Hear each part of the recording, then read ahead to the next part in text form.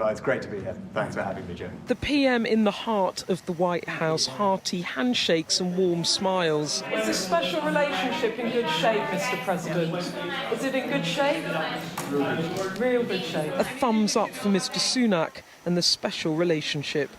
These two leaders here to talk about deeper economic ties, packaged up as the Atlantic Declaration.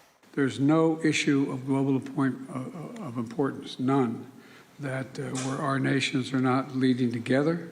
Countries like China and Russia are willing to manipulate and exploit our openness. They will not succeed. Today we have agreed the Atlantic Declaration, a new economic partnership for a new age, of a kind that has never been agreed before. An agreement to ease some trade barriers, tighten defence industry ties and share more data, all with an eye on emerging threats. And on AI, where the Prime Minister wants to show leadership, a very welcome POTUS endorsement.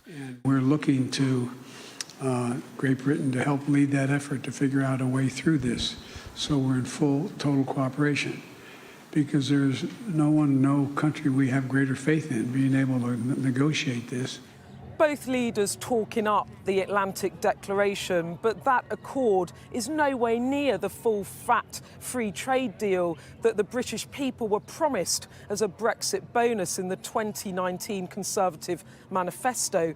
It was meant to have been completed by 2022. Instead, that free trade deal has been put very much on ice.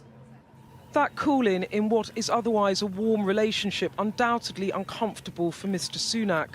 It is a broken promise. I've got what you said in the manifesto here. You stood on that manifesto. I think since then we've had a pandemic, we've had a war in Ukraine, and that has changed the macroeconomic situation to the British people. Struck trade deals with other countries. I said we've grown our trade with America by 20% last year, £14 billion of investment supporting thousands of jobs announced just yesterday.